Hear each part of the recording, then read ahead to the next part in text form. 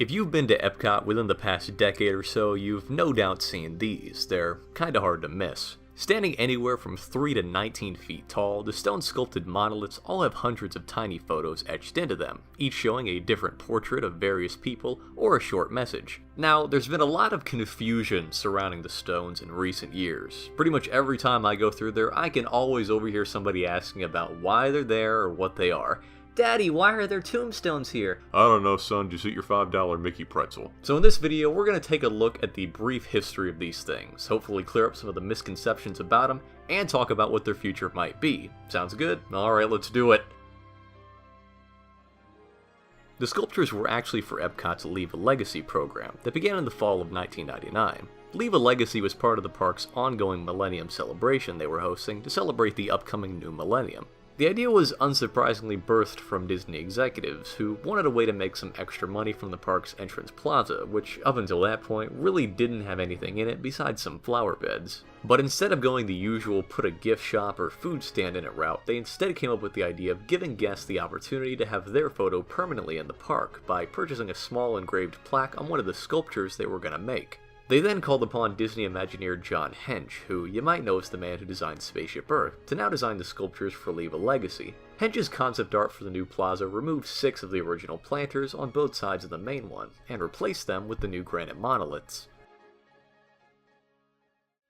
In June of 1999, Disney put up construction walls around the entrance plaza, and began construction. The walls stayed up for the next 3 months, while Disney installed all 30 of the sculptures. By September, the pieces of stone themselves were all in place, and the construction walls surrounding them came down. Shortly after that, the other construction walls that were around the mirrored pillar at the base of Spaceship Earth came down as well, revealing Leave a Legacy's kiosk. The kiosk explained what the program was, and how for the meager price of $35, or $38 if you had someone else in the photo with you, you could be immortalized on one of the sculptures at the front of the park.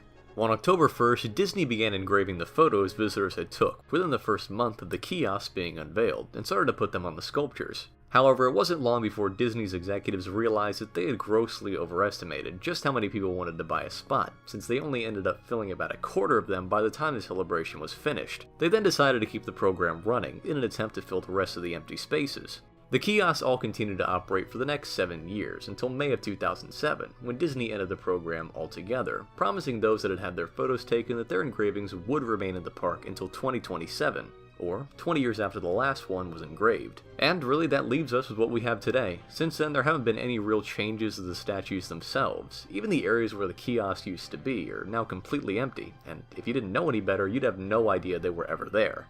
Since the Leave a Legacy program managed to disappear without any trace of itself, besides of course the gigantic sculptures, guests who weren't around when it was first happening were often wondering why Epcot had these large war memorial-esque hunks of rock right at the entrance. This would later spark some of the many different rumors surrounding them, like the idea that all the people pictured were the park's sponsors, or they helped build it, or my personal favorite that all the pictures were of people who died on Disney property. Because, yeah, over 500,000 people dying on Disney property, it sounds reasonable. 500,000 dead at Disney? Sounds about right. On top of being somewhat puzzling to the average visitor, the stones were also pretty universally disliked by Disney fans, many of which think of them as an eyesore that ruins the view of Spaceship Earth. In the end, Disney sold more than 550,000 of the 700,000 spots they had open, still leaving them plenty of space to add more, if they ever decided to continue the program. However, some recent developments have cut down the likelihood of that happening. On July 16th of 2017, Disney unveiled a piece of concept art at D23. The art gave us an idea of what Epcot will look like by the year 2021, due to all the updates they announced would be happening in the years leading up to then. It wasn't long before people realized that the Leave a Legacy sculptures were missing from the rendering, and many assume that means they'll be gone within a few years. As of now, Disney hasn't confirmed their removal, but it is very likely they'll go, since they don't really fit in with anything else in the new area.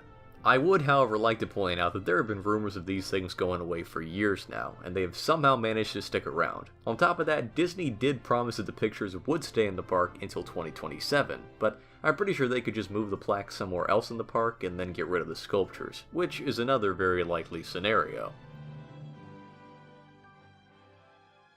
Leave a Legacy might not have been one of Disney's best decisions, but it was still a very unique project that allowed people to leave their own mark in a place that's still visited by millions of people every year. On top of that, it also did it in a much more personal way than some of the other similar programs that Disney was offering at the time, like the Walk Around the World at the Magic Kingdom, which only allowed you to put your name on one of the bricks. But that still doesn't negate some of the complaints about them, like how they feel out of place or that they make the entrance feel unwelcoming, because both of those are still true. Really, I think the statues are a classic example of something sounding a whole lot better in concept than it does in reality. And the reality of this situation is we've got 30 slabs of rock just sitting around at the gate of Epcot, making a pretty annoying maze that also ruins everyone's view of the park's icon. And really, now that they no longer serve their original purpose of selling you the engravings, how much longer do these things realistically have? Hopefully when and if the sculptures get removed in a few years, we'll see a return to the original plaza, allowing us to have a better view of a much more impressive work from John Hench.